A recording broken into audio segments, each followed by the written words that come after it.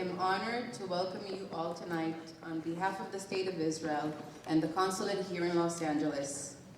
This evening, we gather here to hear the stories of almost 1 million Jewish refugees displaced from Arab countries and Iran.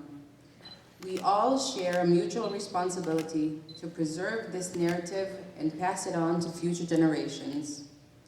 I'd like to first and foremost thank our gracious host, Rabbi Sessler and the Sephardic Temple, Tiferet Israel.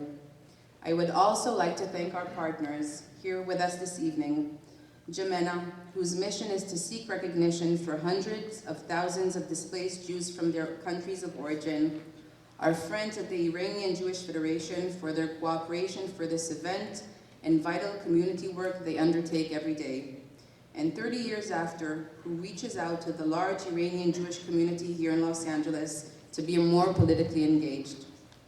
I also want to recognize our inspirational speakers for this evening, Egyptian refugee Larry Klumak and first-generation Iranian-American Amir Kashfi, who will also share with us their families' personal stories of expulsion. Today's event is about the past, but it is also about the future. Therefore, I am honored to recognize our keynote speaker, Missy Rock Sarah Idan. Missy Dunn is an extraordinary example of courage and friendship that could be possible between our peoples.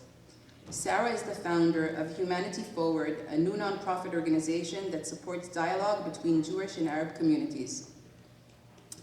Before I started my diplomatic posting here in LA, I was privileged to represent the State of Israel for 4 years at the United Nations in New York. Every year, the UN hosts the World Refugee Day events, which take place in all corners of the world, raising awareness about refugee populations. They speak about Africans, they speak about Asians, South Americans, Europeans, and of course, Palestinians. One group has unfortunately never made the cut, the Jews who were torn from their homes in Arab countries. Precisely because of this, on September 21st, 2012, we hosted a historic first ever event at the UN in New York to raise awareness of this issue.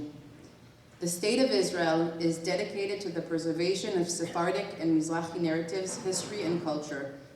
In 2014, the Knesset, Israel's parliament, designated November 30th as the day Israel and the Jewish world remembers the fate of nearly 1 million Jews who were forced out of Arab countries and Iran during the 20th century. Since then, the Israel Ministry of Foreign Affairs, with the assistance of our embassies and consulates, hosts a commemoration event every year all around the world in order to remind the international community that they cannot ignore these stories any longer. For over 2,500 years, hundreds of thousands of Jews resided in areas that are today Arab countries and Iran. Today, unfortunately, there are only a few thousands that remain. Their story is no less real, no less painful, and as we tell their stories, it is important to be clear of why these Jews from Arab countries were forced to leave their homes.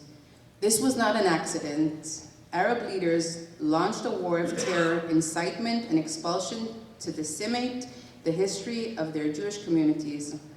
Their efforts were systematic, deliberate, and planned. Less than 2 years after the horrors of the Holocaust, Arab leaders came to the UN and explicitly threatened the massacre of their Jewish communities. On November 14, 1947, just 15 days before the UN voted to petition the British Mandate of Palestine, an Arab representative came to the UN and threatened, and I quote, "If the United Nations decide to petition Palestine, it might be responsible for the massacre of large number of Jews." In the days leading to the petition, the halls of the UN were flooded with these implicit and explicit threats of violence from Arab delegates, stating exactly how they would treat the Jews communities and if the ancient Jewish homeland was reestablished in Israel. Sadly, the world stood idle as these threats of violence were followed through and anti-Jewish violence erupted across the Middle East. Bombings at Jewish institutions, mobs destroying synagogues and Jewish cemeteries, state-sponsored pogroms killing thousands. In 1947, the Arab League instructed its members to freeze Jewish assets and declare Jews to be enemies of the state. New laws prevented Jews from public worship and forced them to carry Jewish identity cards. Billions of dollars of their property and assets were seized. Think about this. The total area of land confiscated from Jews in Arab countries amounts to nearly 40,000 square miles. This is 5 times the size of Israel. Yeah. To this day, nearly 70 years later, Arab countries have never been held accountable for their actions, creating nearly 1 million refugees. I am very proud to stand here tonight representing the State of Israel, the country that immediately embraced more than 600,000 of these Jewish refugees. They nearly doubled Israel's population at that time. Most Jewish refugees, such as my own family, who came to Israel from Iraq in 1951, entered the land of milk and honey, without milk, without honey, and without money. They had been forced to leave their entire lives behind and all of their possessions. They arrived in Israel while our country was still in its infancy, a developing nation with few resources and huge challenges. Our tiny state budget strained to feed these refugees, to house them, to integrate them into society. Yet we all came together as one people, a small nation of immigrants, with a big vision of what we could accomplish together. As these refugees from Arab countries rose to the highest level of society, they lifted the State of Israel to new heights, much like the Jewish communities that came to the United States. Their remarkable contributions reflect the rich culture and vibrant communities they have left behind. Today, my mind is filled with images of the great Jewish institutions that once dotted the landscape of the Arab world. I think of the 2,000-year-old Jabar synagogue near Damascus, built on the site where the prophet Elijah hid to avoid prosecution. I think of the Jewish cemetery in Batzra, where the great minds that had written the Babylonian Talmud now rest. I think of the Jewish quarter in Beirut, Jewish businesses, synagogues, and homes that once teemed with life. Little by little, one by one, these ancient Jewish communities of Arab countries are disappearing. The hands of time threaten to dim their memory forever. Yet, there is still time for us to speak with truth and to bring the history to these refugees to the world's attention. I look across this stage at everyone at this room, and I see many who lived this painful history. I see their children, and I see their grandchildren, and I admire the way you managed to rebuild, to endure, and to flourish with courage. So on behalf of the Jewish state, I extend a promise to each of you.